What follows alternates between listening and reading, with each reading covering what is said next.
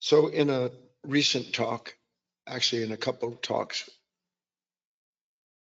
but in particular during our last deep dive Wednesday, if you've never joined us for a deep dive Wednesday, usually our technology is better than whatever is happening today, but we spend time looking at a particular topic. And one of the things that we looked at rather deeply, but that I received a few emails asking me if I would take the examination a little further. So I'm using that as the context for what we're going to do together today.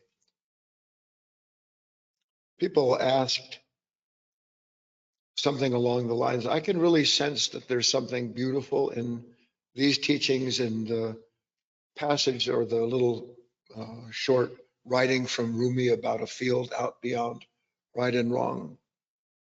But I'm losing my mind because while I can sense there is this field, I have no idea really what it is, where it is, what is my relationship to it, so forth and so on.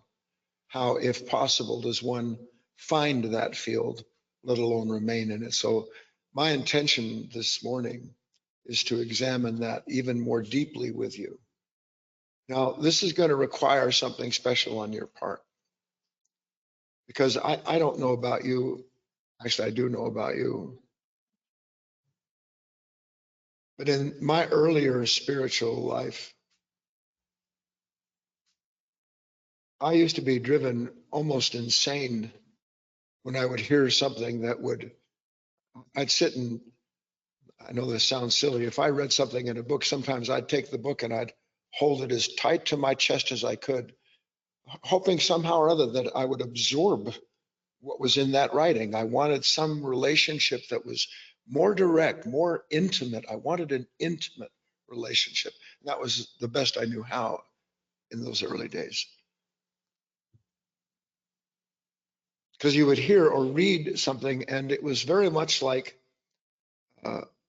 getting a postcard from somebody that when you saw the front of the postcard,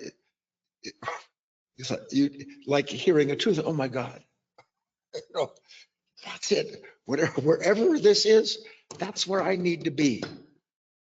For some of us, different. Some of us like Disneyland, God help us, and others see someplace on some island or whatever it might be. Here's this beautiful postcard. Then you're so excited. You're thinking, well, maybe someone's inviting me. And if nothing else, I'll know where this is. You turn over the postcard, and all it says is, wish you were here. No address, no geographical location, zip, just wish you were here. And you're going to throw the card in the air. I wish I was there too. I wish I was there too. But I'm not. And the least you could have done was given me an address, because I could look at, I could Google that. You can't Google the divine.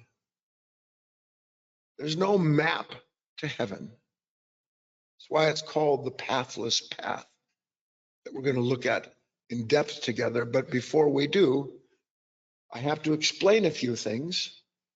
Then, if you can just stay with me for the explanation, we're going to go through some exercises together, ways in which you can begin to apply what it is that you have seen, but are yet to be able to touch, let alone arrive at. So they'll be in stages. There's some special writing today, a few special key lessons, all of which is entitled to help build this picture in your mind and heart and in your body, all at the same time, so that you can begin to approximate, at least get what do they call it? What do they call an IT? What do they call it when you have a URL? I don't care. So the key lesson says real self-change begins with seeing that real life is change itself. Well, I like that. Do you like that? Change itself. But if it's really change itself, then why is my general relationship to life not to change, but to resisting everything that changes? So here's a fundamental contradiction.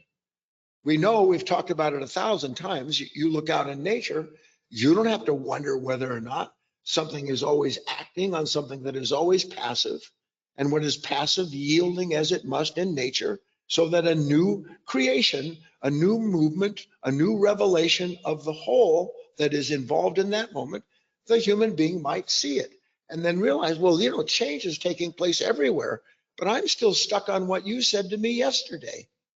I fell for it. Whatever it was that happened, I'm still stuck.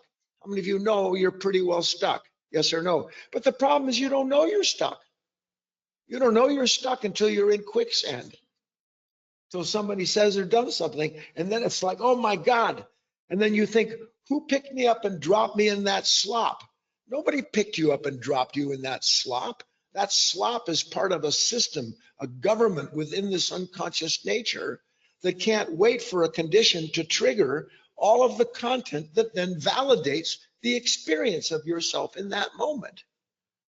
So if we're ever going to actually understand that this life is not about alternating between wanting and not wanting, an entire talk coming up probably this coming week, that my life ought not be, if it's real change, I'd like to just let go. A good title for a book, maybe The Secret of Letting Go. I'd like to let go because my jaw is clenched, my face is locked down, my shoulders are tense, I've got all kinds of cramps in my body. I'm a nervous wreck, and all I'm doing is sitting at home with my husband or my wife or my email or the news, and it's getting worse. How am I ever going to understand this idea that from microcosmic to macrocosmic, just like life that we can see is always being changed and newly conceived, we too are, even though we don't know it yet, being completed from moment to moment to moment. From what is completed as an act of something on something passive, bringing about the transformation, and then that transformation acting as the ground of the next relationship between what will act on what was transformed and transform it again. So there is this ceaseless exchange of energy, cannot be created nor destroyed, only transformed. Our experience of life is meant to be an awareness of this endless transformation, not of yourself, but of a new understanding of yourself, so that you realize that who and what you are is actually not apart from the entire movement of the macrocosmic world as it interacts with the microcosmic world and produces this relationship that can only exist there and only produce what it does in the willing soul, in the individual willing to stand in that particular place. And what is that particular place? Somewhere out there, there is a field beyond right and wrong. How are we ever going to actually have a new understanding of this relationship we have with life and are intended to, until we have a new understanding of what it is that removes us from that world? Do you understand? This is why we look at the negative. We need to understand what's in the way. And what is it that creates here? Everything, you can see it is a single movement, a single creation, bringing about the ever perfected revelation of itself. And I'm sitting there and I'm still angry at somebody from 14 years ago. What's the nature? What's going on? If we want to have a new relationship with life, it's going to have to begin with a new relationship with our own reactions. That's where it has to start. And what does that mean? A new relationship with our reactions. When we have a reaction, stop. We can see, I hope you can see, what is a reaction at the simplest level. A reaction is when something unknown, invisible, starts to act on something that is known and visible. Something active, something passive. They come together and there is a reaction. Everybody understands that. And in their coming together, when they first come together, there is the awareness of a natural resistance. Don't get lost. This is simple, you'll see. But if we understand that there is something acting and something being acted on, and in that moment, whatever is taking place, That reaction, this is very important, it doesn't have a name. This is very important for you to understand with your mind. If you can't grasp it with your heart or sense the truth of it with your mind, of course, no reaction has a name.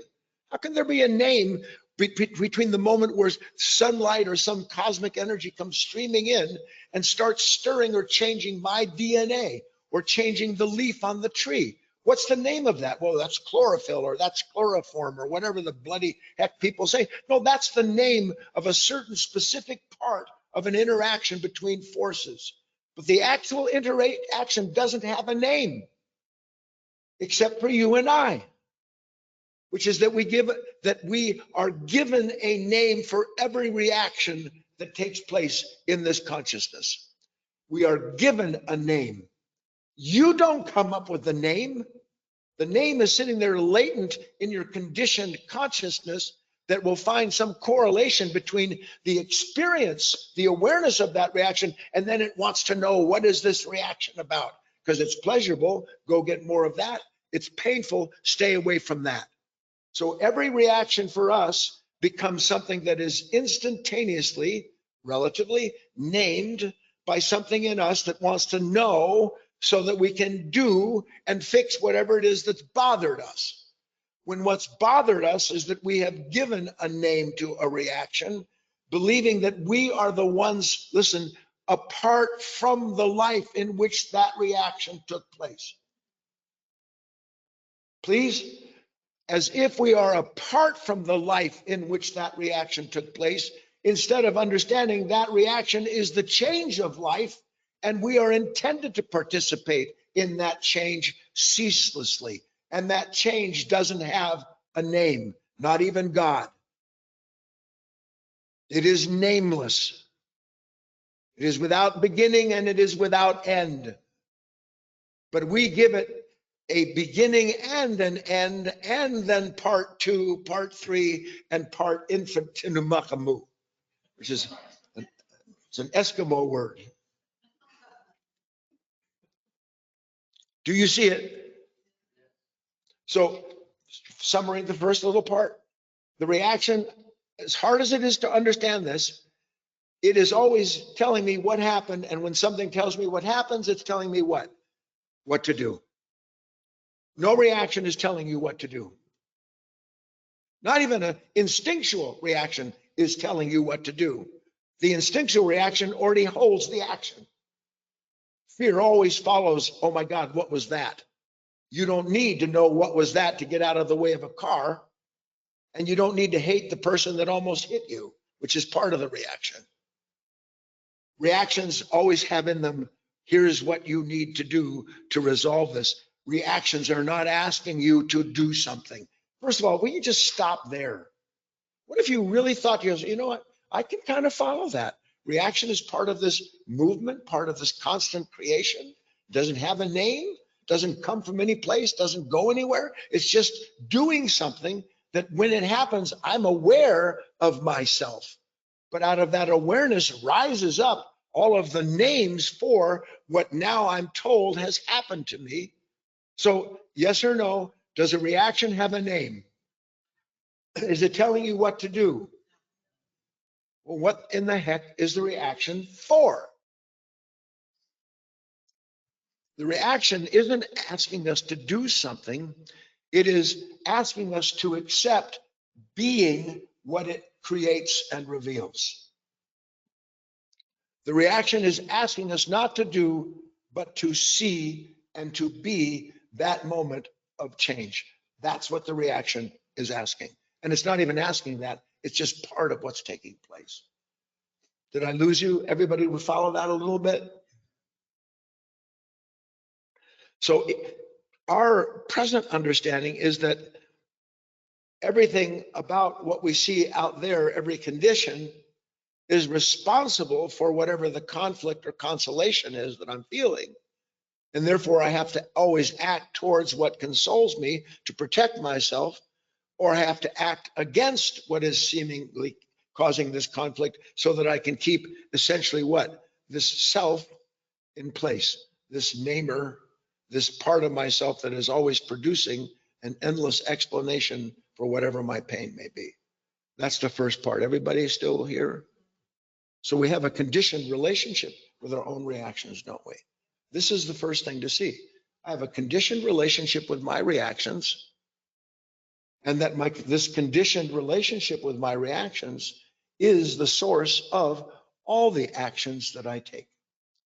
Here comes a moment, I have a reaction, there's some resistance that creates it. Now my mind says, okay, go, here's your choices, go act, go do. Rumi is not talking about someone who is apart from the reaction. Listen to what he wrote. Out beyond ideas of wrongdoing and right doing, there's a field.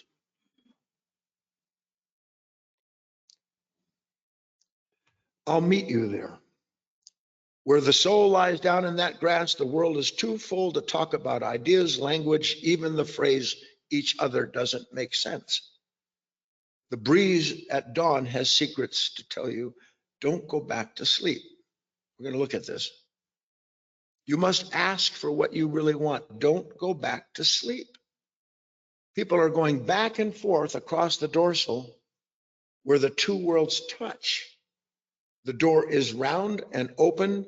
Don't go back to sleep. People are going back and forth between the dorsal where the two worlds touch. Where could this field be beyond right and wrong that's always open, but not if you're asleep? Where is this field? This is what the postcard, postcard from somebody in heaven says, wish you were here. Me too. Where is that field beyond right and wrong? Now, we talked about this briefly, I think Wednesday night. We said, wherever that field is beyond right and wrong, part of what makes it beyond right and wrong is that it's so new, it can't have a name.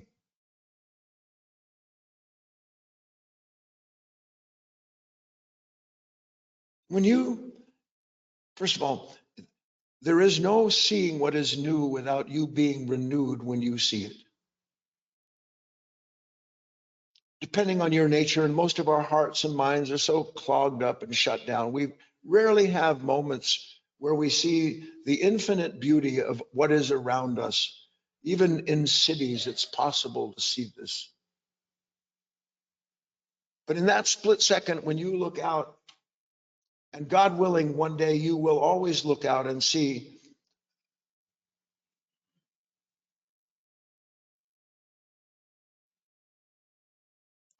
like one leaf left in a bare tree. We don't see one leaf in a bare tree. We see what we want or don't want in that moment, but we have no impression of what it's like for that life form to shed everything except for one leaf that clings with everything it's got to the remaining branch. So that we see an entire dynamic, an entire panorama of life struggle, just in that little glimpse of a tree with one leaf on a branch remaining there, one piece of fruit that didn't fall, that is going through its gestation and turning into what will be the humus for the soil, even as it remains on the tree. All of that in a split second like that. And when you see something like that, in that split second, it's entirely new. You have no name for it. There's no name for beauty. There's no name for harmony. We have names for harmony and beauty, but there is no name for it. The name came out of someone reflecting on a moment where then they gave rise to some explanation or description, so that then the description could become the beauty. The description could become the silence. The description could become the new. And the description is never new, ever. Can you see that?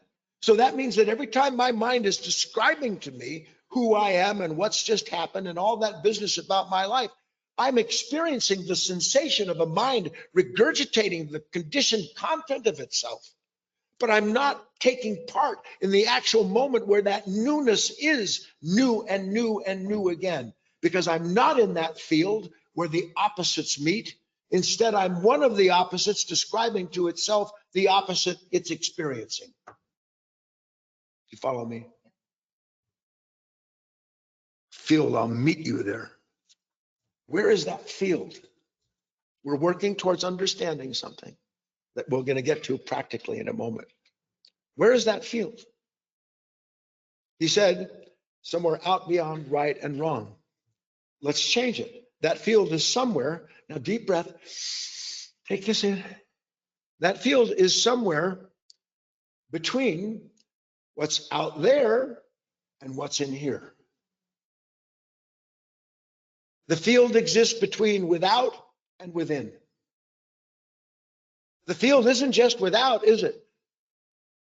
If it was, we'd be in pretty good shape because we got a lot of without. And the field isn't just within, thank God for most of us, because the field within us is mostly filled with resistance to the field without, isn't it? Within and without, where they meet. That's the field. Which is what? What is that field where within and without meet? Anybody want to venture a guess? It's the awareness of both at the same time. That's the field. There's no right or wrong in awareness. There's intelligence that knows what to act accordingly to, whatever its, in quotes, understanding may be, its level of understanding. If it weren't for a field out beyond right and wrong, there'd be no compassion. There could be no compassion. There could be no forgiveness. Not the human forgiveness, the human compassion, which is filled with self-interest. The compassion and forgiveness born of seeing out there, in quotes, I can feel all the pain you're in. How do I know? Because it's within me. So within and without aren't separate things. There's no you in pain and me in pain. There's human pain that nobody understands, is a convergence of energies revealing something that remains to be integrated, because that's what our pain is unresolved suffering, unresolved ignorance. You resolve the ignorance, the pain goes away. Yes or no? Within the awareness of both worlds, that's where the doorway is. That's where the door sill is.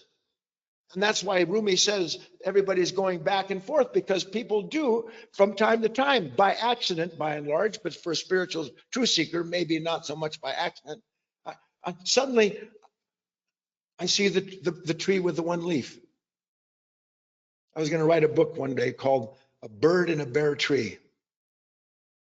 Because, the bird, I think it thinks nobody sees it in the bare tree.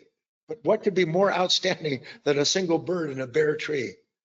So suddenly there's this, what's the beauty of that moment? The purity of an impression that never existed before for you, until all of a sudden out there and in here was brought together, and a story greater than the sum of the parts rises up into the soul, and it celebrates that moment because it's totally new. It celebrates it because it's new in that moment, in that field out beyond right and wrong. The doorway between the worlds, the threshold between exterior and interior, the threshold between exterior and interior. Are you still following me? A field, listen, greater than the sum of the opposites that produce it. Out there, one side, within here, one side. What I see, the seer, seemingly different, because reactions to what is seen then separates the seer and seen into someone that says, that's obscene, I can't stand it, believing that what they're experiencing out there is separate from the nature having that experience. I don't want to be complicated. It's the best I know how to do. Are you following me? There is a field between within and without that is greater than the opposites at play within it. Now, if that field is greater than the opposites that are moving through it, and by the way, creating that field, it is the relationship of the opposites that in part create the field of awareness, but we'll get to that. Then does that field have a name? Yes or no? Is there anyone in that field? No, there's no one there in that field. Why is there no one? Because it doesn't have a name. There's no one there to name it. One day you won't be afraid of that. You're so afraid of not knowing, you're killing yourself. One day you'll think, thank God I don't know anything. But it won't be ignorance. It'll be the highest form of understanding. Because now you're just a participant, and the intelligence of the moment is your intelligence, not your intelligence defining the moment and then confining you to some reaction that separates you out from life so that you start suffering and then have to name that, and round and down you go. Please? All right. I wrote something for you. Special writing. We're going to go into it now. It helps summarize what we've talked about to date. Read along with me at home. I trust. It's entitled, Step Onto the Pathless Path. Did you ever drive yourself insane thinking, but what in the name of God is a pathless path? As the sleeping mind, driven on as it is by unconscious desires, awakens to see that the only thing thought can do is make circles, it slowly stops seeking. The divine longing of the heart to know unconditional love remains, but the old action of trying to think one's way out of pain or into some imagined paradise begins to fall away. As grows the light of this new understanding, the veils of self-ignorance part by themselves to reveal an unthinkable truth. There is nowhere to go, only something to be. And being takes no time because it is timeless, which means there is no path for us to seek, find, and then walk, because one's eyes have at least been opened to see that life itself, in its eternal act of revealing itself to itself, is the true pathless path, because no one walks it.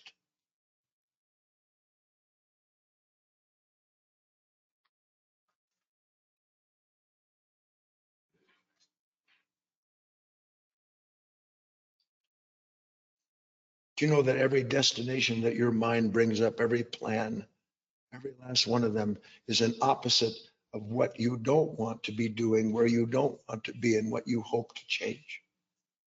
For us, the idea of change is inseparable from the reaction that points to something that needs to be changed. For us, the idea of change is inseparable from a reaction that separates us from the moment, and in that suffering points to the moment as the source of our suffering, and then says, you need to change that, or you need to change yourself. You cannot change that without changing yourself. And if you change yourself, you automatically change that. They are not separate at all. But we don't understand this well enough yet, let alone how to apply it practically, the understanding, so that we can begin to participate, to enter through that door into a field that has no, in quotes, right or wrong, no happy, sad, no want, not want, just an intelligence, awareness that knows in the moment what is required in order to continue the perfection of what is being revealed within it. So put all that to the side. Go ahead, let me see you do it. Put it aside. Aloha oi. That's a Jewish Hawaiian dance. Aloha oi.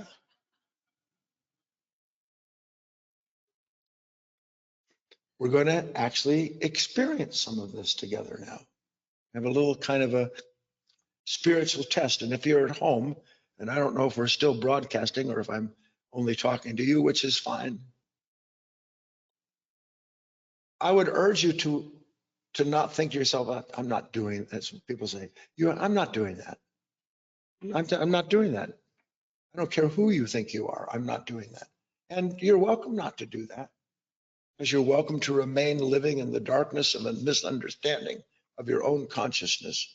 And that's the only darkness there is. Did you know that? I was reading about this because as I mentioned, I'm working on a new book. Do you know that what they call in the deepest, darkest part of outer space, Imagine, do you know there's light in that darkness? They're just discovering this, that in the deepest darkness, there is light. There's always particles, always energy. Now, they may be imperceptible, which is why we say it's darkness, but the light dwells in the darkness of that space. That space knows not the light that reveals whatever comes into it. It's right out of the scripture, only I'm speaking to you in more or less physical terms. It's a phenomena. That means there's no moment in which we have some kind of darkness that there isn't light within it waiting to reveal if we could enter into the relationship between the two. See, when you see something dark, you create light, don't you? You imagine the light you need to escape the darkness. You imagine the plan, the life, you imagine that, don't you? And that's our response to unwanted moments. What I'm trying to tell you is that in the darkness of an unwanted moment, there is already a light there to show you that the moment you don't want has actually come to help you see you're always being given what you need to understand the truth of yourself. Ready? Deep breath. Sensation. How many of you like sensation? Chrissy.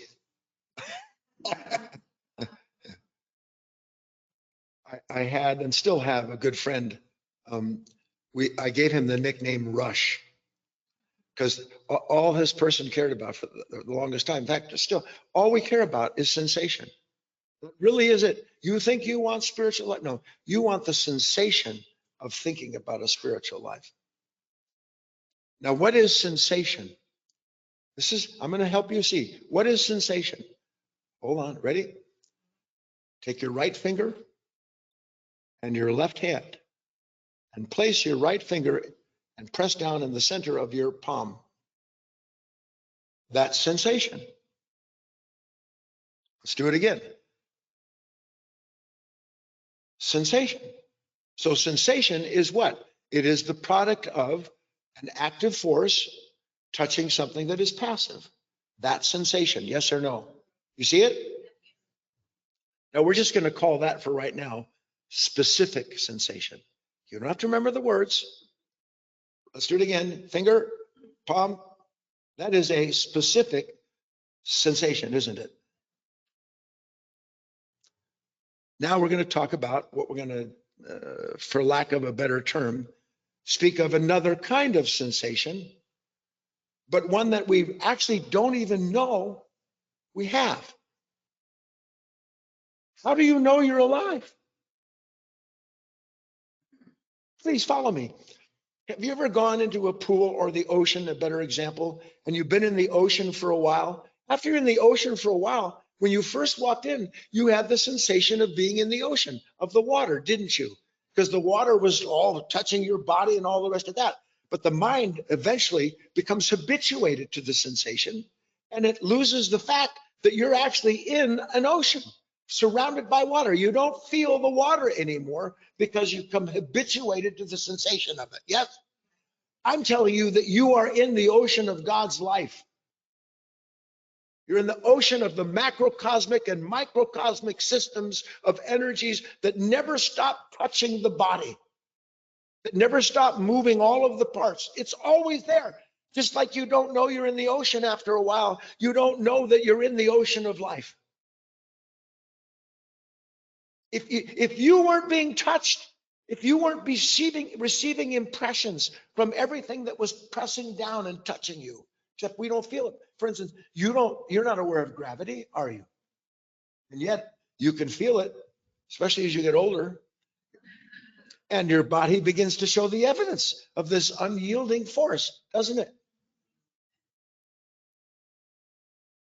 Speaking of which, we have two birthday girls in the room, but we'll get to that after the break.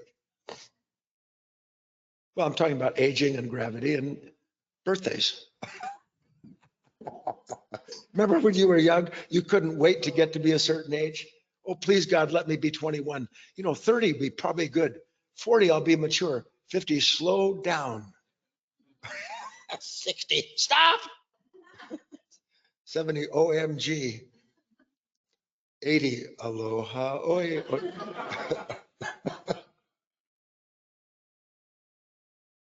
So with me one time, that's specific, no problem there.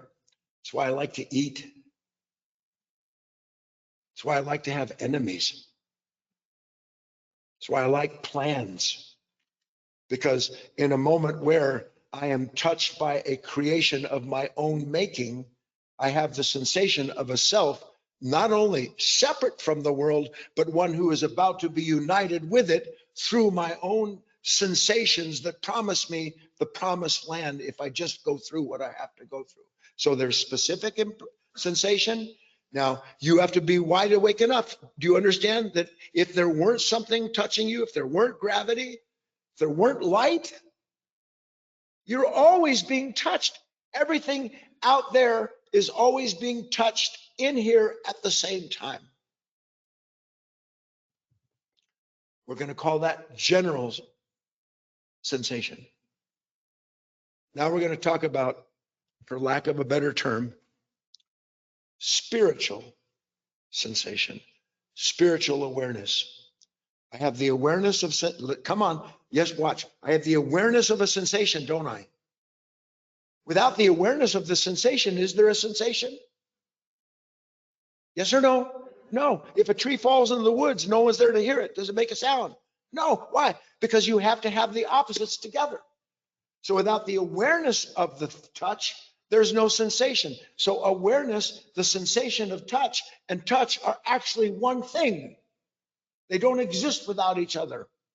They are, for all intents and purposes, a field in the moment where that touch takes place. Only now I'm aware of the touch. Here, I'm not aware at all of being touched. And more importantly, the third order of awareness, the third sensation, is the fact that I can be at once aware of what is touching, what is being touched, and the awareness of myself as being inseparable from that experience. I've worked hard to try to bring this to you. Are you following me? We're asleep.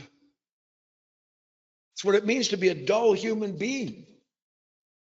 To be so caught up in thought that is never endingly revisiting listen to me, thought never stops revisiting itself, which is the past, in order to produce a present understanding of the experience it has in the moment.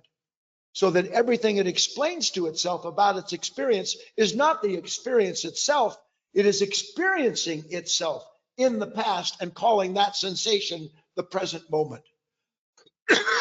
Yes? But here's the fact. You are neither the specific nor the general, but all three. No longer a sensation alone, but the awareness of what has created it and that sustains it. The awareness of the whole of oneself.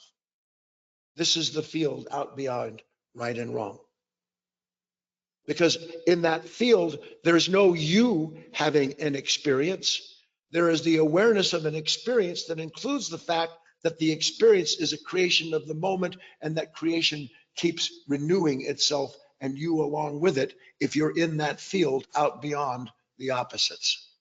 So the field out beyond the opposites is actually a field that is created when the opposites are brought together and you're made aware of it because you have decided to give your attention to that union instead of to the sensation of trying to figure out what caused it.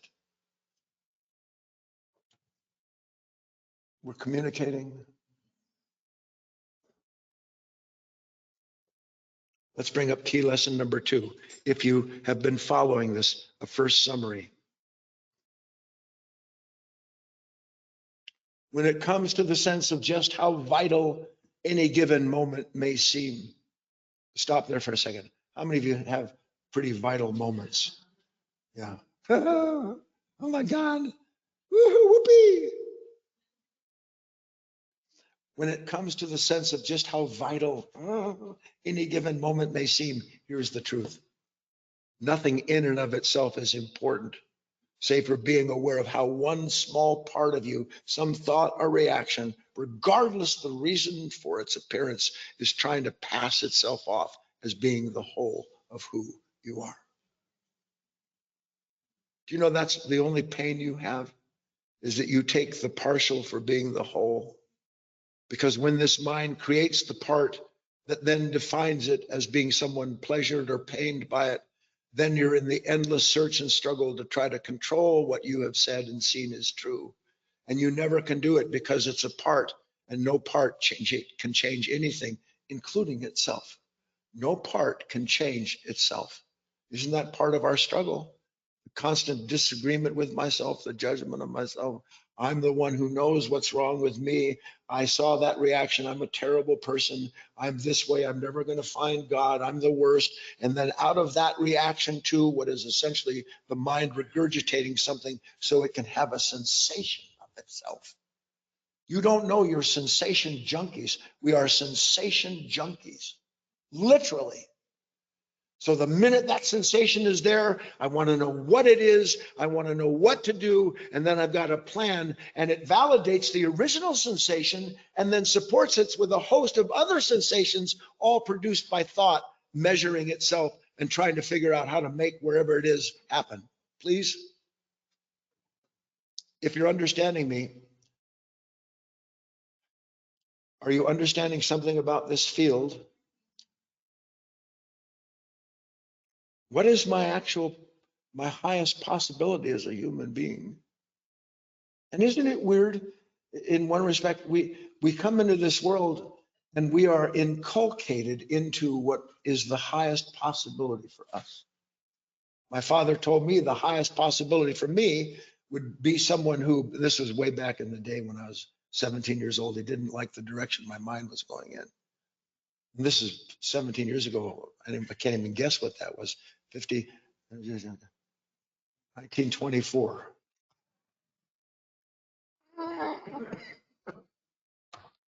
I should already have made a fortune. I should already be driving a car that rich people drive. I should always be seen as others by my peer group as being someone beyond comparison. Then I would be a successful person. I told him I don't want to be a successful person. Not like that. I wanted something else. Now I didn't know what it was that I wanted. That's the other thing. Do you know that you didn't put the longing for the divine in yourself? And if you have a longing for the divine, guess who put it there? The divine. Now, what is the divine? Inexplicable, has no name. Therefore, I can't give a name to my longing.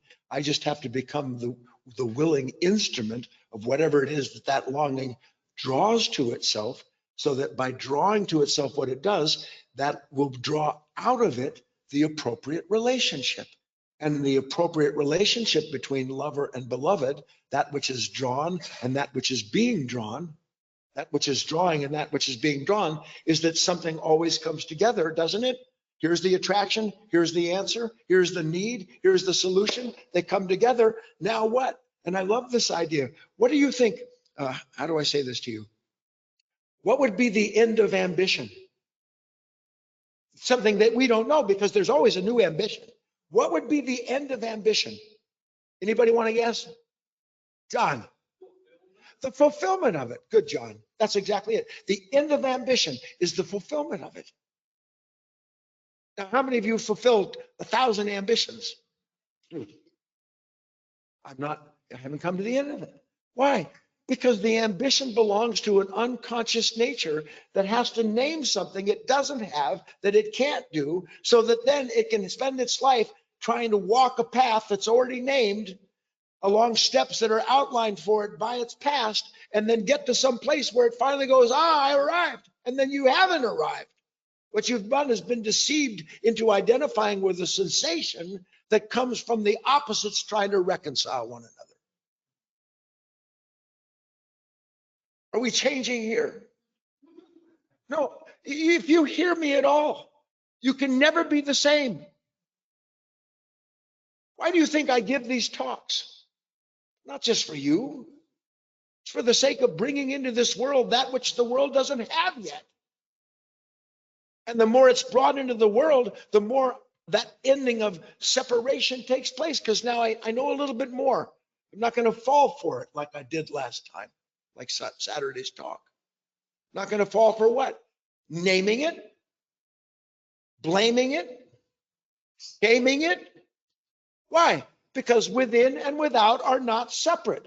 So any moment in which I find myself in a field and you're over there and I'm on that side of the field, I know I got a problem. Now, understanding that is going to do what? It's going to bring into that moment an awareness of the fact, listen to this, that at this moment, something is trying to get me to build a field where they will come. Something trying to get me to build a field so that I can be the one who plays ball in it. And you have to play by my rules, by the way. As opposed to suddenly I'm aware of the fact that something is trying to create a field of self, and the awareness of the field of self is the beginning of the negation of the self that requires a field and a time to free itself in. Excuse me. So what are we talking about? This is what you have to do. You have to understand me. This will mean nothing unless you understand it. So what have I gathered so far? The way I am right now, there is, to use words, a gulf, a gap, a distance between myself and life. Now, I don't think there's a gulf, a gap between myself and life, because I'm so full of the life of not wanting or wanting something. I have all of the sensations anybody. You know why people dread, one of the reasons people dread getting old? Because you can no longer look forward to being fulfilled by the sensations that once made your whole life for you. Food, sex, travel, all of that business, it begins to lose its allure. Why does it begin to lose its allure? Because it doesn't have its innate goodness in it? No, because I'm no longer drawn. I can no longer believe that somehow or other this sensation is going to be sustained indefinitely, like my mind told me it would if I just ate that next piece of pizza or made that new plan. Because I'm beginning to realize I'm not going to escape myself in anything. And I can't escape myself by creating a self to escape into. It's impossible, which is what the mind does, isn't it? So let's have a summary and then we'll talk about how we can make this real on a moment to moment basis, but starting with our practice, whatever that may be. Please bring up the before, don't bring it up yet. Well, I have to, well, I want to explain something. I want to explain something. This is one of those postcards that you get where you go, God, where? I've been explaining where. Now I'm going to summarize it. And then we're going to talk about how we can begin to actualize it. Bring up the third key lesson, please. Read along with me and don't throw anything at me.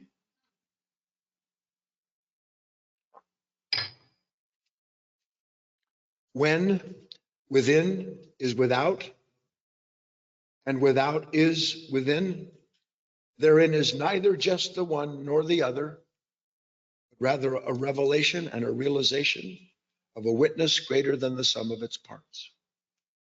When within is without, and without is within, therein is neither just the one or the other, but rather in their union is a revelation and the realization of a witness greater than the sum of the parts.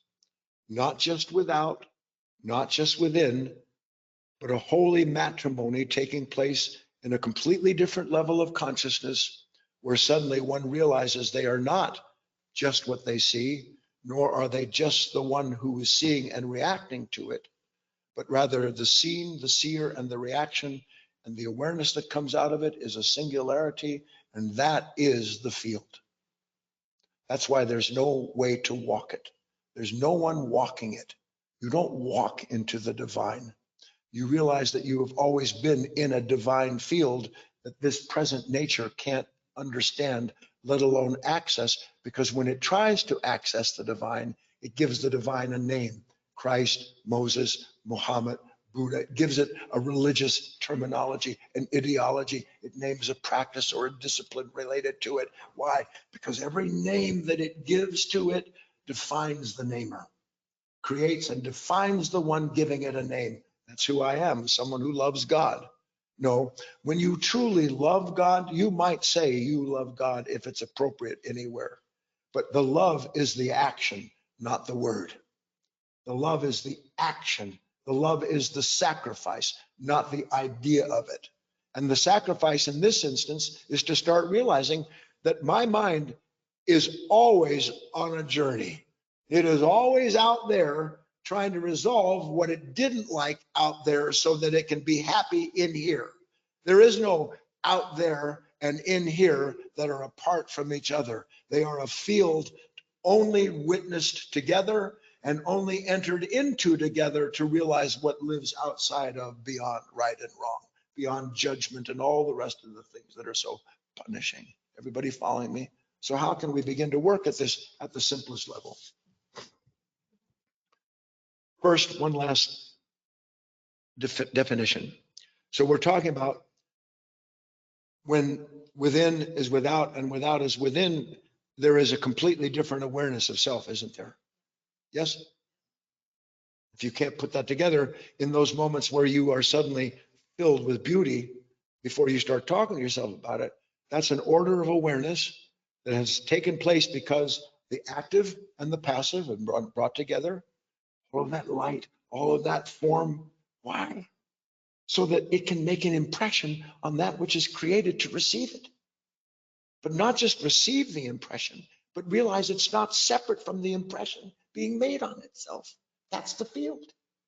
So that in that moment, there is that awareness versus what? All we know. The awareness of the whole versus the sensation of the separate. Sensation of self. Awareness of self versus sensation of self. You understand the difference? This is what's extraordinary. The awareness of self doesn't require stimulation to exist. In fact, the awareness of self includes the awareness of stimulation, but it's not confined by it, is it?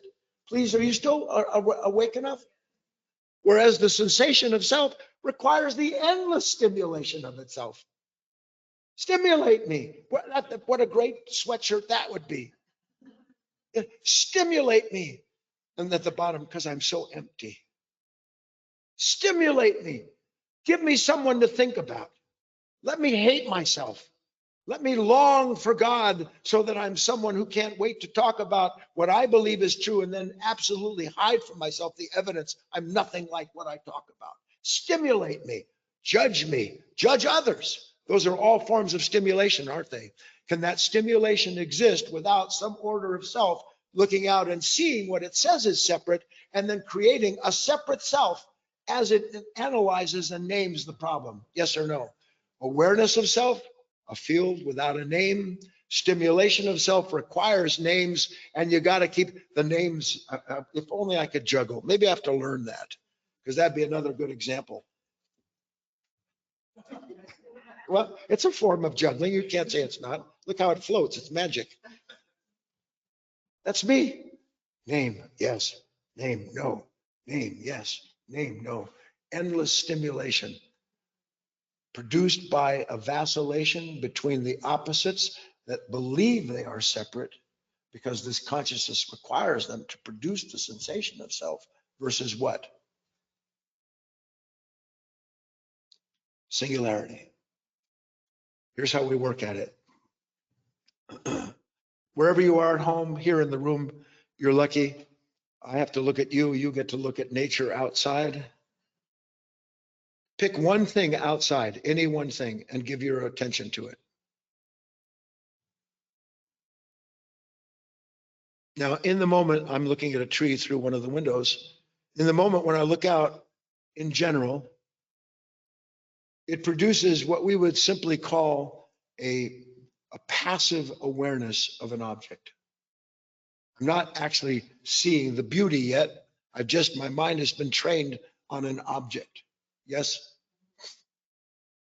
When my mind is trained on an object, there is the illusion of the fact, which physically is true, that the tree, in quotes, seems to be outside of me, and I'm inside the room. But there's outside and inside. That's what seems to be true to us. Now,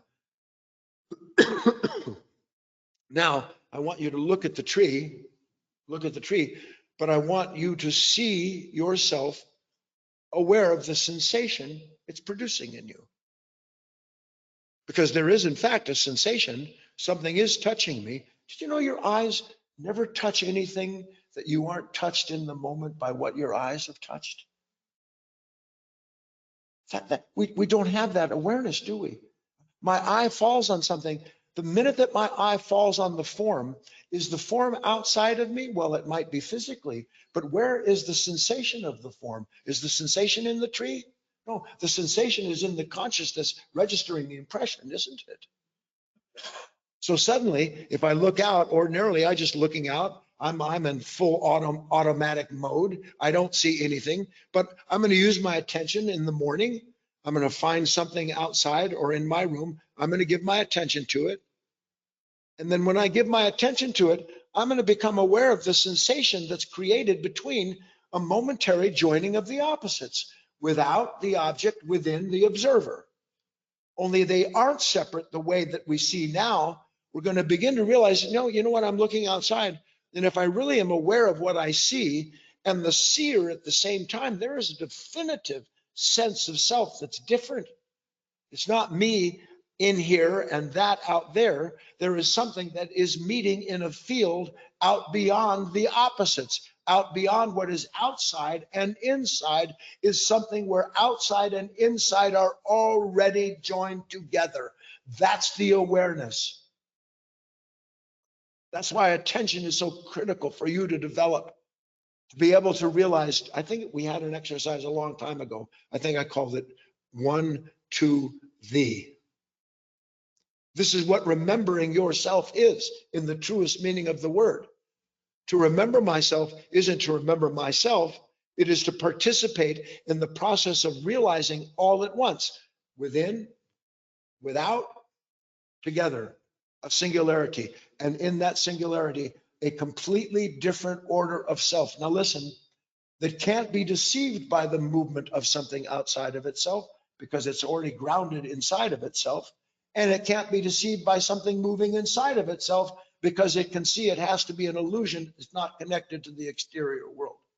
You see the whole of it. This is the field out beyond right and wrong. That which is holy is the field. We are created to have a holy relationship with that which has already made us whole and inviting us to see it so, but only as we do the commensurate work. Everybody understand? Let's take a break. We'll come back and have our dialogue.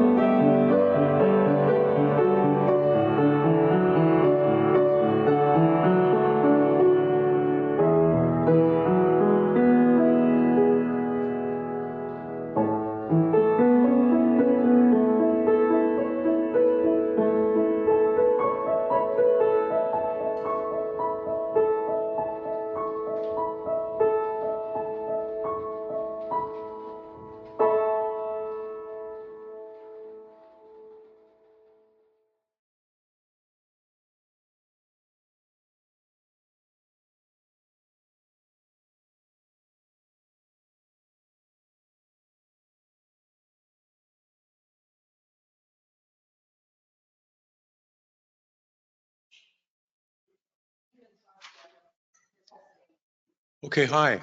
Welcome back, everyone. We're checking to see if everything's working. Hang on just a minute, everyone.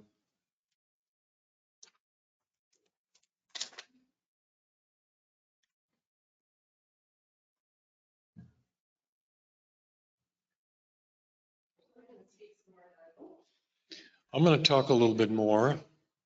And I think this would be a good time to talk about something, Guy, that you and I have discussed in the past. Oh, I suppose. Yeah. Is it? And I think it bears bringing to everyone Well, here. let's ask everybody, do you want to talk about this or not?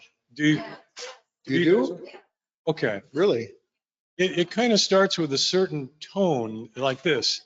Happy birthday to you, Chrissy. Happy birthday to you, Chrissy, Chrissy, Chrissy. Happy birthday, dear Chris and Peggy who left.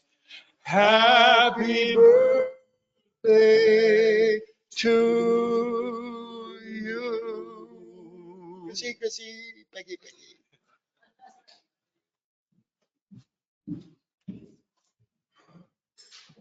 Well, as you can guess, tomorrow is my birthday, and my name is Chris. Well, life is changing, isn't it? I don't know if I like the connotation there. But you know what? Without this work, I just think it would just be so painful to change. Uselessly painful. Uselessly. It is painful, but it's uselessly painful without this work. But you just don't take it, life, you just don't take it as seriously as you did when you were younger. And the guy said something in a talk recently. He said, life is self-settling. What this nature thinks is so important with age, you really realize, yes, this may be a difficulty, or I didn't act as appropriately as I wanted to, but it just is what is, and I need to learn from what's unfolding. I don't know, I just feel blessed to have had this work in my life for over 30 years, 35 years. I stopped counting. I'm just blessed. Wait right there. We make a birthday wish now, and we all help you make it.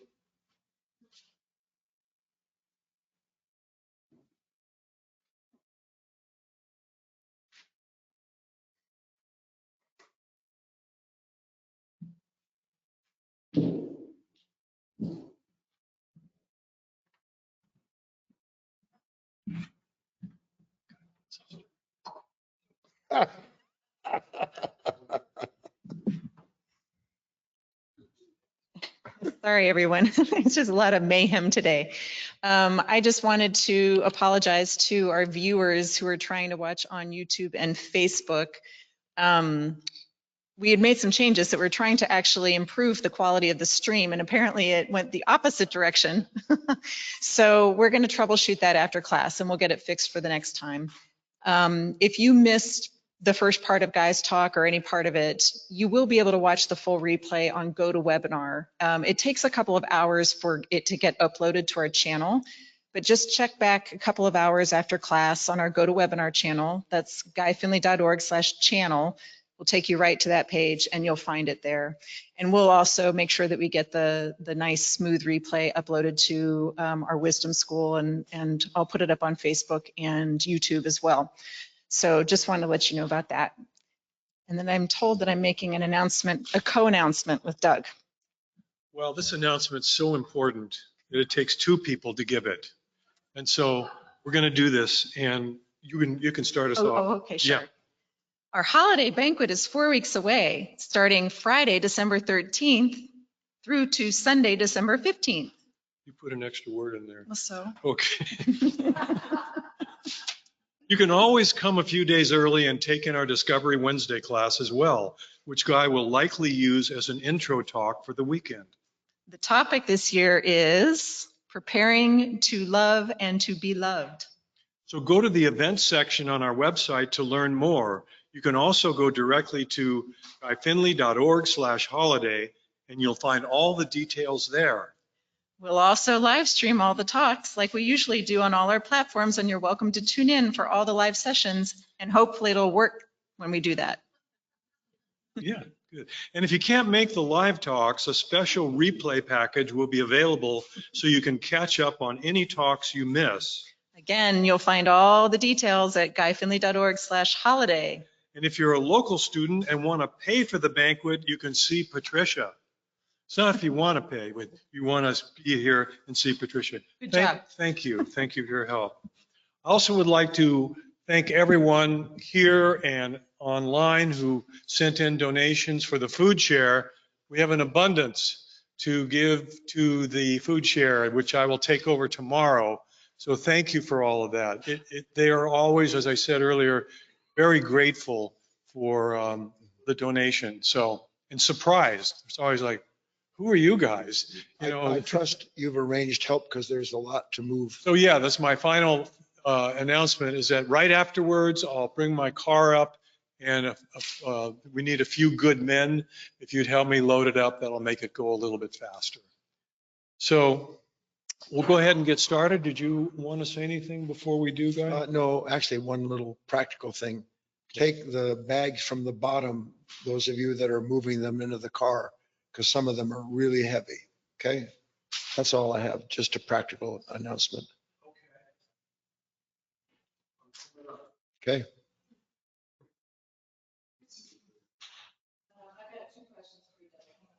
Are they in the chat box?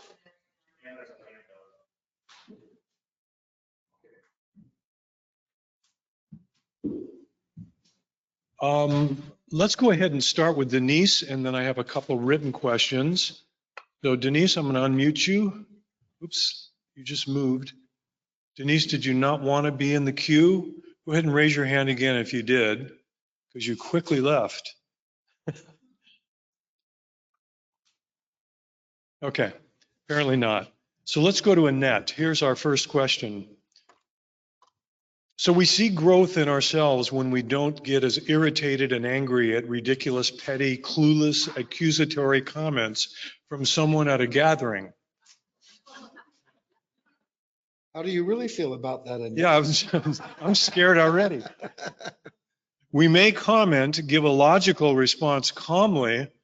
We may wonder, does anyone see how rude and provoking this person is?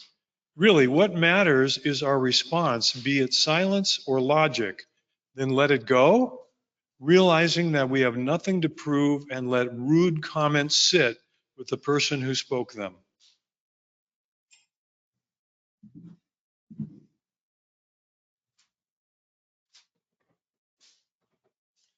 You know, if you were ever, or if you have ever decided to do something truly physically difficult,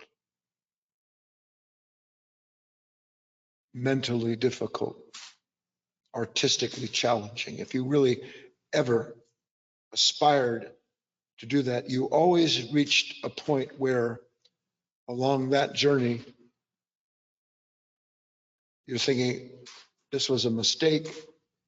I can't, I'm not strong enough. I don't understand enough.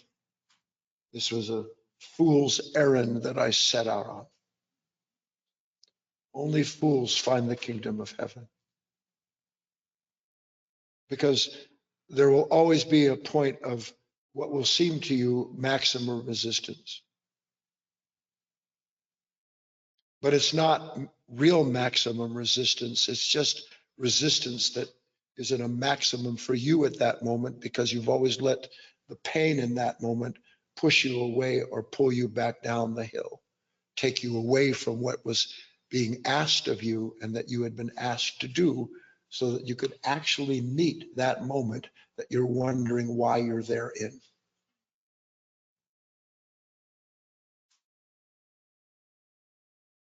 Now, I say that, Annette, as an introduction to this next thought. Imagine back in the day, which by the way is today,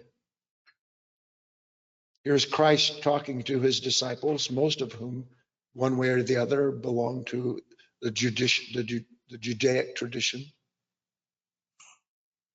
And the Judaic tradition was an eye for an eye, a tooth for a tooth. And if somebody says something to you, wait a minute, accusatory, angry, ridiculous, or clueless, you responded in an absolutely defensive manner and slapped them silly, either verbally, maybe physically, and if you weren't up to that, to walk away and attack them in your mind and call them an idiot. Are we talking to the right group of men and women here? And then along comes Jesus Christ. I prefer to say along comes Christ Jesus, depending on the particular role at the moment. And he says to his disciples, how many times do I have to let that person say clueless, petty, ridiculous, accusatory comments at a social gathering? How many times do I have to let that person slap my face in public? 7 times? Because that would be ridiculous. No, 70 times. Why? That's what they're asking. Why? What am I to gain from not standing up for myself when somebody is cruel, unkind, and hateful? Now, how does Christ explain that somewhere out there is a field that's called love? Because it is love that is beyond right and wrong. Love allows the full motion without taking a position. He said, if you will do that, you will, he didn't say this, but I'm telling you now, you will fail. But understanding why you should do that is because that moment is going to bring up inside of you that which you have no idea is mechanical, conditioned, and cannot wait to hate anything that brings it up. But if you don't hate what brings it up and instead you wait and agree to let that happen, you will see the parts of yourself that you need to see so that without and within are finally brought together and you enter into that field beyond being slapped. Instead, you enter into a field where you have a new understanding of your spiritual nature. And then you're grateful. You'll love your enemy instead of despising them. So in that, what matters is our response, but not to apply some practiced silence because that's what Stoics do. And then you sit in the Stoic stew, which is better, by the way, than not being a Stoic for those of the people around you anyway, but it doesn't change you. Being a Stoic doesn't change you. Seeing that you have a practiced response to painful moments is what changes you. And seeing that your practiced response to painful moments doesn't change you or the other person allows you to at last realize there has to be a relationship in this moment that isn't out there and that isn't in here, but that uses both of them at the same time to bring about that light in that darkness that changes the darkness into something that was always waiting there, but I didn't know. That's my answer.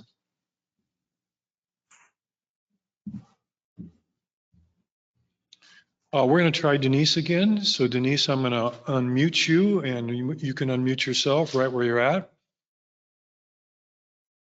Okay. You hear me? You hear me? I hear somebody. Okay. Okay. Good morning, Good Di. morning, Di. Hi, Denise. Do I have an Do echo? I have an echo? Do I have an echo? Yeah. Yeah. I'm I'm here. No, Denise, you're fine, please. I'm playing. okay. And As you were giving the exercise of looking out to feel the experience of working at singularity, I was looking out beyond my computer to this tremendously tall, beautiful birch tree that's full of little tiny yellow leaves and swaying in the breeze and all in a kind of symmetry. The way they're flowing, the branches are flowing. And I was there for like 2 seconds. And then my eye focused on a branch that's going in a different direction. Yeah. And one that I can see needs to be pruned. And that just like, That summarizes it, doesn't it? that does. And that's all I see now when I look at that tree. So That's if I'm all. doing, Wait a minute. One thing at a time. okay, That's all it sees so that it can be separate from what it doesn't want. And the more it doesn't want it, the more it sees it. This is critical to understand. Look, my mind I have this, a split second where I'm in a field. This is beauty. And then this mind, not Denise, can't stand not having a separate sense of self. So it singles out what it singles out. Now I'm all of a sudden without and within are no longer the same. Within is set against without, because right. without match what's within. And if without doesn't match what's within, we have a problem. But now all I see is what's without and what's wrong with it.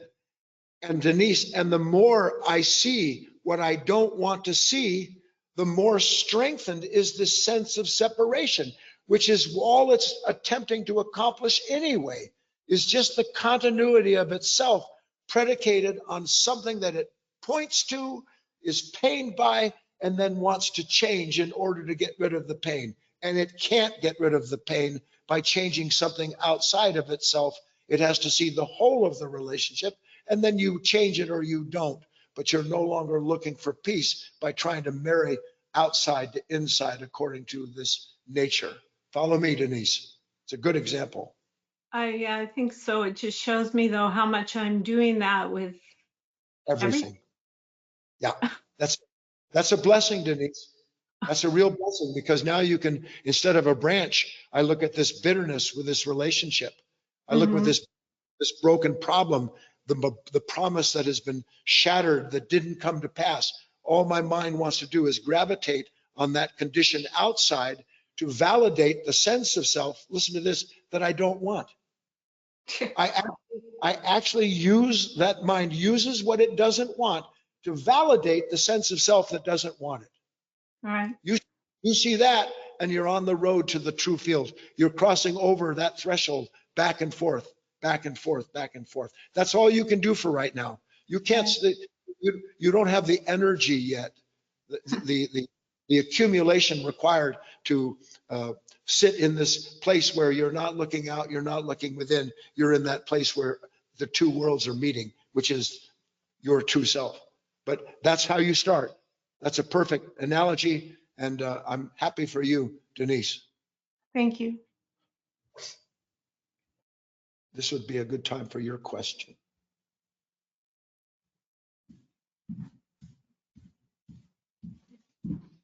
She came up and said, I have a question. I said, do you want to ask a question? She said, I do. She started to ask a question. I said, go away. I said, bring it up in front of class, because everybody will gain from it. And it applies to Denise's question. Okay. So I'll try to express this. In this field, and you just spoke about the singularity. Mm-hmm.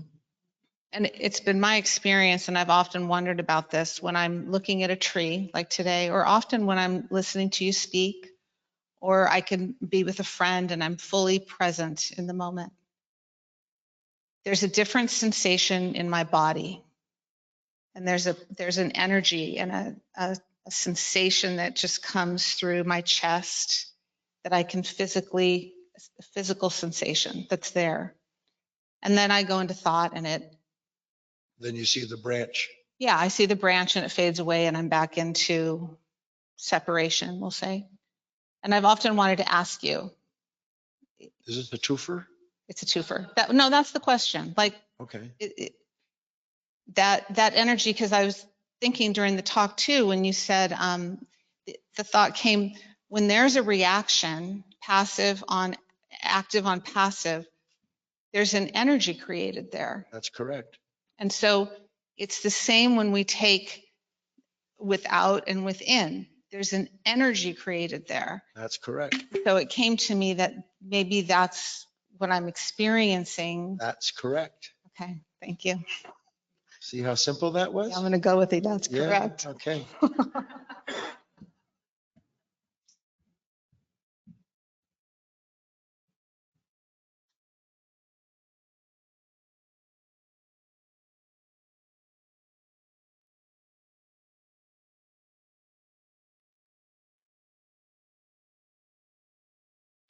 I want to make what I want to say understandable. Okay.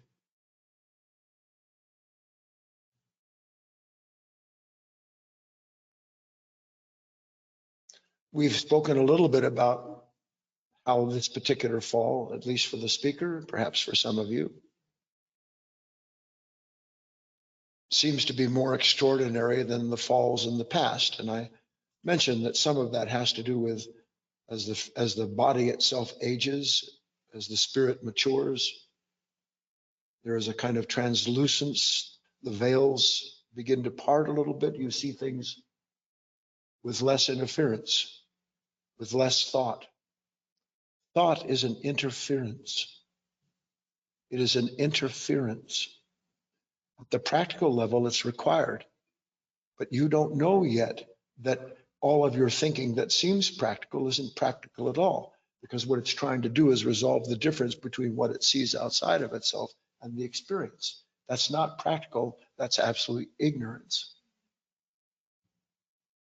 But in those moments, and I'll ask you, and for your own example, sometimes in those moments outside when you see something beautiful, in fact, not just sometimes, if you actually see something beautiful, you never have the same beautiful experience twice, do you? You never experience beauty twice. Now, people who don't know what beauty is experience the same beauty all the time and call the sensation of that moment beautiful because they feel themselves as being beautiful. Just to be clear, there are beautiful things about human beings, but any human being who is thinking about being beautiful or trying to be beautiful is ugly. An act of ugliness. So you see this beauty. In that moment, when you see something, can you separate the awareness, the appearance of that beauty from a field that has come into existence because for a moment, what is without and what is within, what is observed and the observer, they're no longer separate. They have been brought together. When the opposites are brought together, the energy that is usually lost in identifying with without or within, that energy that's usually lost is not lost. It's actually pooling. You actually are in that ocean that you don't know you are a part of, and that is a part of you. You're actually in that for a moment. And that energy has as many variations as do the leaves and grains of sand and stars in the sky. So that you start to realize, you know what, it's pretty cool. There's all these different kinds of energy. Most of us don't know different kinds of energy. We know the energy of want and not want. That's the extent of it for most of us. Resistance, attraction. That's the extent of the kind of energy that we know. Your work is leading you into a field out beyond the limitation of a name given to an energy, just into the field of that energy itself, which is spirit. So you enter into a new field that is already, that is, how do I say this? Where do the opposites come from? You know, you remember the chicken or the egg, all that business? The two came from one. This is an old saying in the Bhagavad Gita, from one came the two, from two the three, and from three infinity. That's what it means. Before there was division, there was one. Then there came two, the opposites. And when the opposites were brought together, there was three. And out of the union of the three, the infinity of all forms and experiences. And that's what you start to do. That's the journey back. That's the prodigal son, returning from infinity to three to two to one, back home. where all of that energy already exists. And that's what being awakened is about, is constantly having the new experience of being reborn through an awareness of a new kind of energy that you were already within, but that you just weren't aware of it. That's the answer. Next question is from Ryan on YouTube. Okay. Was able to memorize it. All right. He says, any sneak previews from your new book? No.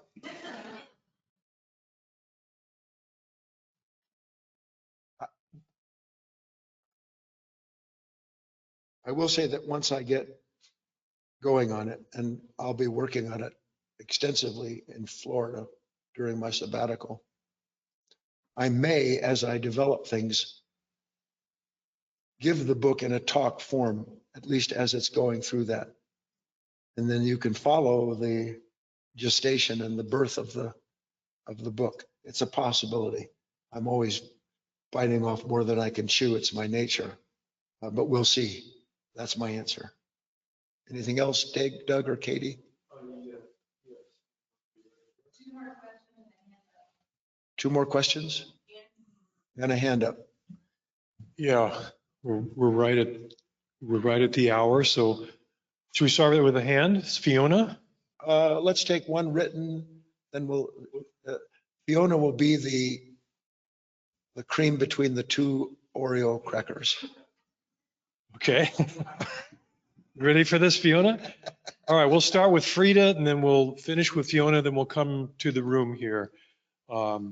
So Frida says, hello, Guy. My intention this week was to go slow and be awake of what I do. At our work, it is so busy, so I wanted to do everything in a quiet way so I wouldn't get dragged along. So what happened was I just worked harder. I had to get everything done, so I got dragged along. Can you maybe explain how something like that works? The opposite happens of what you want. Thank you very much. Come on up, Chrissy, and help Frida understand.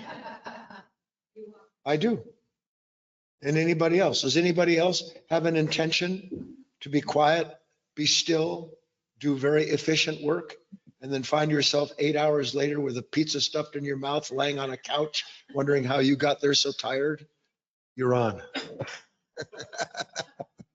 It's so great to set an exercise for yourself because then you get to see how helpless you are in the face of the tendencies of our nature. But the truth is that we have to work to be quiet within ourselves, even in the middle of the busyness of our lives, because that's just the way it is. And that is our tendency, but we can bring ourselves back as many times as is possible. I know, you could do something as simple as tie a little string around your finger so that, or two rubber bands, and then maybe pull one just to remind yourself of your wish to be awake during your day instead of being pushed through it. So. Her point is well taken. There comes a right moment where something in you realizes, you know what, my tendency here, I'm going to my family for Thanksgiving. I have to make a business call that I don't want to make. I have to make a decision that I don't see any way to win at. And in the moment of that angst, the very effect of these opposing forces, which is what? See, to us, the opposing forces is there's this condition, and then there's this sense of myself as being threatened by it. But if you understand what we've been talking about, the condition isn't separate from the consciousness that resists it. I can't resist a moment. I can't get caught up in something unless there is something inside of me that corresponds to it. And I don't believe that I have this corresponding part to conflict. Don't you always think you're innocent in the moment of conflict? Yes or no? There's always the one who did it. There's always the condition greater than my capacity to remember myself. So I need to know that going in. One day you won't have to have separate situations. Your life will be a rather seamless understanding of this. But for now, I have to go to a family dinner. I'm going to go to the family dinner, but maybe I'm just talking off the top of my head. These are things that I used to do a long time ago. Maybe I'll wear a pair of socks that don't match. Maybe I'll do something with my shoes that are uncomfortable. I'll take something with me into this moment so that as often as it will remind me, my discomfort that I've generated will help me become aware of how the discomfort out there is trying to drive me to get it all done, to get through it, to say the quirky thing, to fall into that react. And so instead of that, I'll have something that's helping me stay in a present moment where I can remember my aim. Because what she just said is I had a great aim, didn't she? And now she discovered my great aim was not to react when somebody slapped me across the face. But the first time anybody looked at me with an irritated look, the next thing I know, I'm into judging them and trying to figure out what to do. I get taken over. That's okay. You can't not get taken over. But you can begin to use being taken over, where now I see, you know what I intended? I can start to feel myself. You remember those, the hand cranked sirens?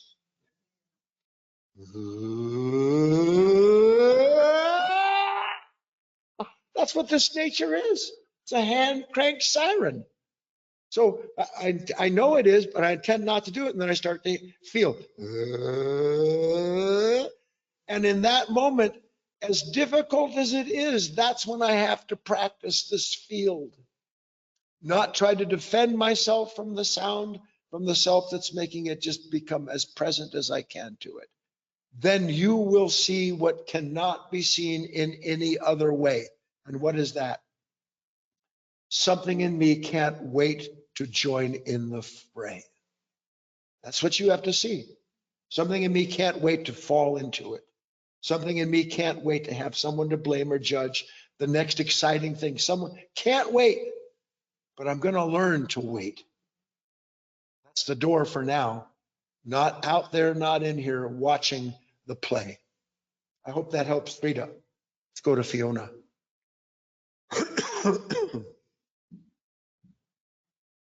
The Scottish frosting on the haggis. Okay, Fiona, you're on. Hi there. I feel Yes, there is something that cranks up and is driven. It's like on the scale exactly the same as the planets that are in the beginning of creation in time. They were sent off on their orbits with all the different polarities and everything working on them. And this nature is just sent off on, depending on its conditioning and depending on all the things that's ever happened, and the way it's expressed is going through this pattern, and sometimes it's really painful, sometimes it's more balanced, but remembering to be in that place where the two are together. So for those polarities, obviously they exist in time, and the mind and the body is in time, and for something new, you're out of that time, the possibility. So there's huge possibility in all of it. yes. And just being there. Yeah. So it's not like I'm going to ignore that trajectory of this nature. I very much have to be in that trajectory at the same time as being aware of the timeless, the unknown. Right at the very beginning, you said about the unknown acting on the known.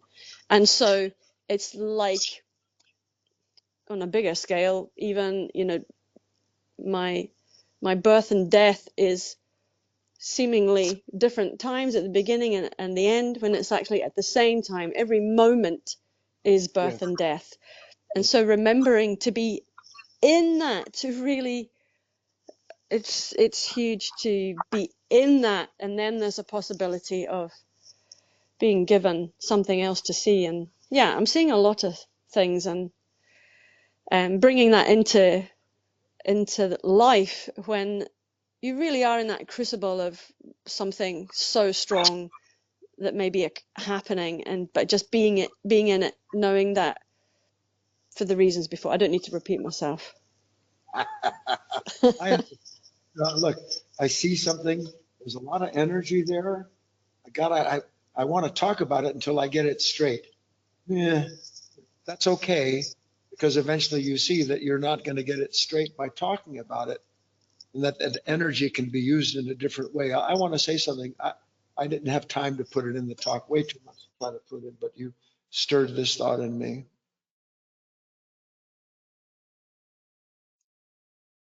Everything by creation is polarized. Every single creation has a polarity. But it is where all polarization is a singularity. For instance, she mentioned the planets. This is something I was going to talk to you about, gravity. Do you know that our Earth, our beautiful planet, miracle that it is, that by some actually unimaginable series of events is created in such a way that it has its own magnetosphere. That means that our planet is surrounded by an aura, literally a field of energy. And not just an unintelligent field of energy, a field of energy that's no different than the field that's around a single cell. Because this field is permeable. It allows certain things in and it won't allow certain things out. So it's in a relationship, this field of a cell and the field of the earth, with every other field that is always interacting with it. We constantly are interacting with the field of the sun's energies. It's what creates the northern lights. It also creates a host of other things, because a lot of it, instead of being bounced off of the magnetosphere and our atmosphere, a lot of it comes in and affects all the creations on this earth. So it's permeable, and yet it doesn't let certain things in that are harmful. The sun itself and our earth is in a magnetosphere that is larger than both of those, which would be our solar system. Jupiter, all the big planets, they all have magnificent magnetospheres, their own field of energy, and they are all polarized by themselves. But it is the marriage of all of these polarized planets that produces the life in the system that, like the sun, is also permeable and gives life to everything else. So that you can start to see that our life is what? Our life is, here I am, and I'm looking at Chris, and I can feel her tension. And in that tension, it causes a reaction in me. Now, if I'm not aware of the reaction, what happens to the reaction? I'm immediately polarized, aren't I? I don't like the feeling. Now, the minute I don't like the feeling, I'm separate from Chris, aren't I? So now that I'm separate from Chris, I have to have good reasons why. And then I'll say something to her, some passive, whatever it might be. You can see this in your relationships, can't you? So it doesn't have to be Chris. It could be the Christmas card that didn't come with money in it from my mother who died. I don't know why she's not sending me stuff. I'm polarized at the drop of a hat, aren't I? That's the whole point. Because the minute I'm polarized, I am the center of the universe. And everything else is polarized for or against me. That's exactly how it works. And you begin to understand this is what this mind does. It is a polarizing consciousness. It requires something to be opposite its pole so that it can be important in discerning the difference and reconciling it. You can see it. Can you see it? And that's what Fiona is saying. She can start to see this. Only I'm saying to you, Fiona, and maybe you were implying this, all of this needs to be in a field out beyond polarization of left, right, up, down, separation, all the rest of that. Let's go on. That's it? One more question. It's okay, from Hallie. Okay. Always. No. Okay. This is the final question. Hallie asks, how do we apply this in a work employment setting between supervisor and employee, particularly when a supervisor is micromanaging how to respond? First, I know this is true of me, of my personality anyway. Isn't every last one of you the ultimate micromanager? Yes or no? You always have a comment. Someone can always do something a little different, according to you, a little better. John could talk a little more, for instance, Debbie. What do you thought is the ultimate micromanagement device? Because it only occurs when something irritates the thinker that believes it's different than the thought. So here's the micromanager. When you're sitting at home, most of you don't know, you're always in a dream. What's the dream? It's micromanaging a dream you had before. So she's asking, what do I do in this system where a supervisor is micromanaging? How do I respond? If I understand, how many of you understand you are the ultimate micromanager? Yes or no? Is it pleasurable to micromanage? But it's a very definitive sense of self, isn't it? What's a backseat driver if not the ultimate micromanager? Yes or no? Aren't you in the backseat of everybody's life? No, stop here. Go there. Turn left. Speed up. Slow down. Giddy up.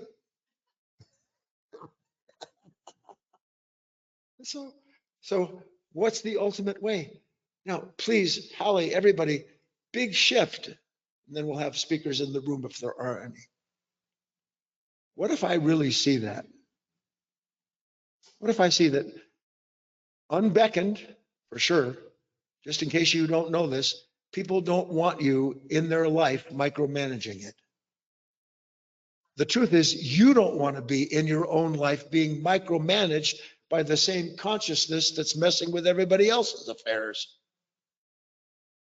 So if I actually understand that, then I go into my business meeting with my supervisor, or we're about to have a foundation meeting here after class. What's my intention? Do I go in there sitting down thinking, you know, I can't wait for that person to say the things that they always say, because then I found another way to micromanage them. Don't think that you don't think that way. What do you think all of your accounts are with other human beings? God help you not to have accounts with human beings. All accounts are the buildup of micromanagement that didn't resolve itself and then became a huge affair that you continue to derive a sense of self from every time it's justified by what that person does to repeat what you couldn't manage the first time in their life. So what do? This is what you have to get to. I have a completely different order of business to attend to. What you say or do is not the most important thing to me. Whether I own this or lose that is not the most important thing to me. Whether I can go there or I can't go there is not the most important thing to me. How I look and what you think of me is not the most important thing to me. What I think about myself is not the most important thing to me. What's the most important thing to me is being present to something that keeps passing itself off as so important that it demands my life and it takes my energy and it inserts me into relationships that become the source of conflict over and over again. That's what's important to me. If it becomes important to you, then you'll know what to do in those moments where you're already anticipating a problem with somebody or in a certain situation. You'll already be primed at the doorway in that field to see whether you're sucked into one side or the other, and you will work to stay present to both at the same time. And then you'll get something from that moment that you cannot get in any other way. So the room is open to a few speakers if there are a couple, and if there's not, then here comes Kate. Can I close this door?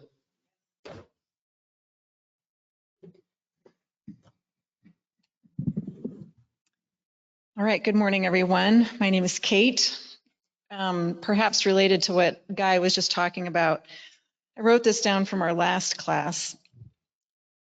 You are in your way, excuse me, you are in your own way every step of the way. That struck home. I don't know, maybe a week ago, I was sort of walking briskly through my apartment, and one of my cats must have thought it was feeding time, and she went racing ahead of me And you can imagine what happened next. I went tripping over her, kaboom, kabang onto the floor. And one of those where you kind of sit there for a few moments, kind of waiting to waiting to see whether or not there's like a big problem.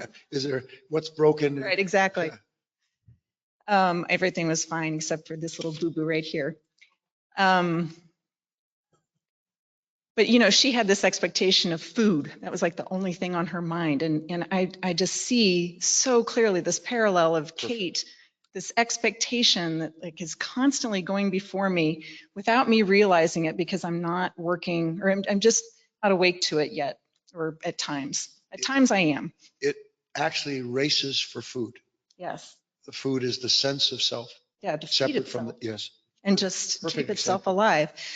And yeah, I wrote down for myself because, I could basically, anytime I feel any kind of a negative state, confused, angry, indignant, helpless, impatient, et cetera, just make the list. There's some unknown expectation that has run before me and has literally tripped me up, kaboom, kabang. And yeah, I see that, and I'm really, really working with it. Because I have to. Because I really need to. Yeah. And your work creates a field that allows you to see both at the same time. You can't enter the field yet, but the work to be aware of that. Now suddenly I realize it isn't what I need to accomplish, get rid of, fix, change. That's not important anymore. What's important is seeing that there is this animal in me I don't know lives, and all it has to hear is the dinner bell of some expectation or problem. It's off to the races. And then instead of I go before you to make the crooked places straight, I run ahead of you to trip you up so you can give someone to blame, look at Eric or the cat. Never. I know, just bringing in the possibilities, all the different things that happen. That's it. That's the doorway, Kate. You have to stay there a long time. And then you'll start to treasure the understanding more than the control. That's it. You won't even want to control anymore because you'll understand that, but that's just an opposite. Mm-hmm. Yeah, good. Getting a tiny glimpse of that. Yeah, good. That's so vital. This work produces, no, I'm not going to say that. This work doesn't produce miracles. This work reveals that you're already in a field that is miraculous by its nature. Hello, I'm Ellen, and this talk explained an experience I had yesterday, and it's kind of related to what Kate was saying. So yesterday I woke up an hour before my alarm went off. Hold on, let us get the gravity of that. And I was telling this to Kate, and so for that hour, I tortured myself. A couple of things came in my mind, and it was like so bad. Careful with the word I now. Yes. It was so bad that there was an awareness that this is crazy and what the heck is going on here. And as you explained today, that was sensation. Yes. And Ellen lives for the sensation because that's all she is. That's what it's like, the shark that has to keep swimming to stay alive. And this talk made that so clear. And of course, the rest of the talk was so high. But just as a first step, to be able to be aware when there's this sensation taking over and not to fall into it. Repeat after me. If my mind If my mind is in motion, I'm going nowhere. nowhere. Yes, like the Red Queen said to Alice, it takes all the running I can do to stay in one spot. Yeah.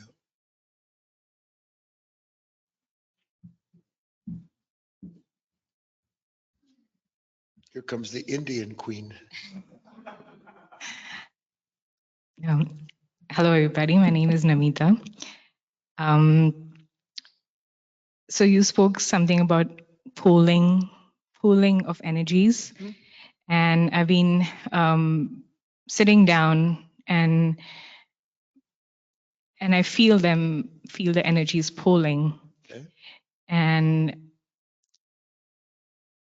I think, and I want your guidance on this. I'm not sure. This is new, so.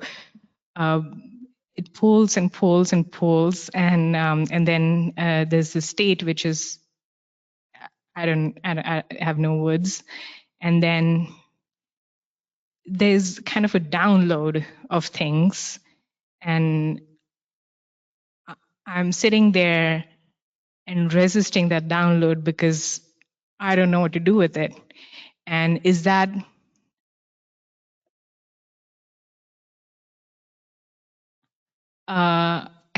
it translates into, if I sit with it, it translates into a thought.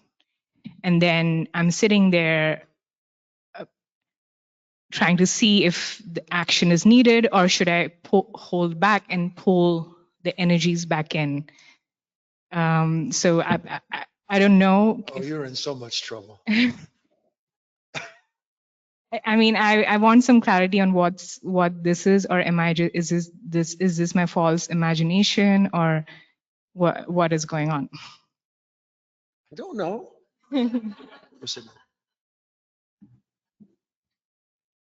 I said it humorously, but let's just for the sake of it, let's say that I understood what she's asking, and then I explain it to her.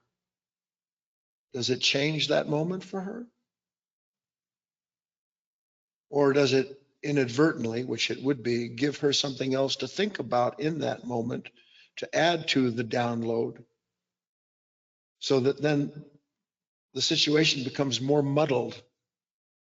The more thought you add to anything that torments you, the greater grows the torment. That's the nature of things, because thought seems to be resolving. It wants to resolve. Doesn't it seem to you that thought wants to resolve this download? Doesn't it seem like that? I want to resolve this. The very attempt on your part to resolve a disturbance is the disturbance you're trying to resolve. Thought can't resolve a disturbance. It is the progenitor of the disturbance you're trying to escape. That's what it does. Now, I have to go through this, and Amita has to go through this 500,000 times. Who knows how long? Now, if she's lucky, she won't take that idea 500,000 times. Let's see, this took 3 days, 500,000 times, because that's what the mind wants to do. Well, that means that I have to live 82 lifetimes now before I can finally get to the point where I stop trying to save myself. Now, you might take as many, all of that time, or you might see the futility of it now and begin to struggle, not to try to resolve, but struggle to realize. Realization is the doorway between the fields. It's what brought out of the intersection. Stay there. Stop getting in the middle of your own life. You create separation when you try to find the middle. You don't try to find the middle. You are the ground in between. Stay there. Bear the discomfort. Don't you see, when all is said and done, that's the problem across the board? There comes a certain point where, don't tell anybody, I can't stand being myself.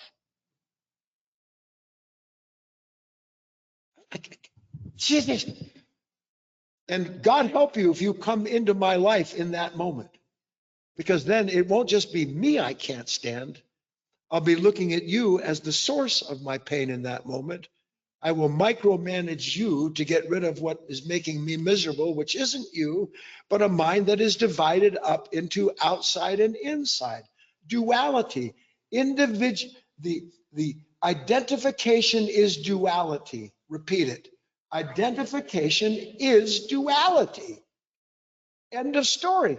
And that's what I live for, is to be an individual apart from what I blame from my pain or my pleasure. I have to expire that. Now, how am I going to expire it? Can thought expire it? I'm going to have to expire my relationship with thought. How am I going to expire my relationship with thought? Anybody? So I'm going to see. It's vanity. It's useless. Now, I can't make that happen, can I? So where is that going to happen? In the field of experience. I don't want the experience. I don't want to be afraid anymore. I don't want to be a greedy pig anymore. I don't want to be addicted anymore. I don't want to hate anymore. I don't want to think about tomorrow anymore. Have I said all of it? But that's the first thing I do. So somehow I have to see that everything I don't want, I'm identified with. And the more identified with it, the more separate I am. The more separate I am, the more I blame my own, the images in my own mind for my pain. All of it has to collapse, which is what this work is about.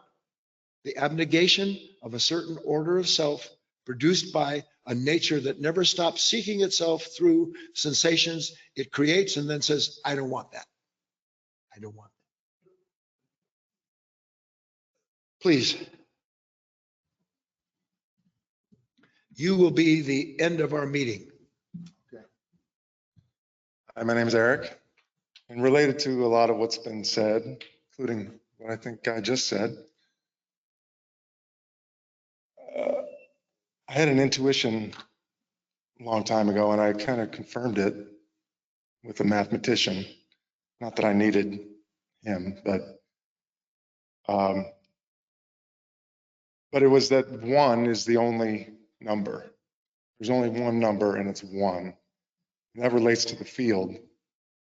And every other number, high, large or small, is a derivative of one. But maybe even more interesting to that, and that to me, at least, is that 0 is an imaginary number. It doesn't exist.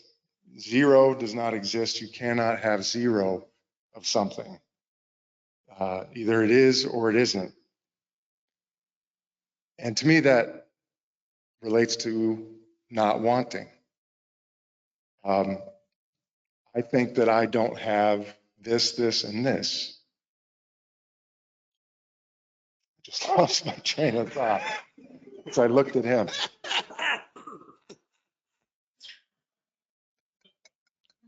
It relates to not wanting, trust me. There was something else I wanted to say related to Chris's birthday. It reminded me of this. Maybe everyone in the room, I know when I was a kid, there was just this feeling, very, very vague. I always knew somehow that there was a meaning to life. There was a meaning of life, and I was going to find it someday. It was in there, and I just knew it. And I know, to whatever degree, that the work being done now, to whatever extent, is the reason why that boy had that feeling. Somewhere out beyond what was and what will be, there is a field where they are joined together. If you meet me there, then everything that you've ever intuited will prove to have always been with you from the very beginning. Bye.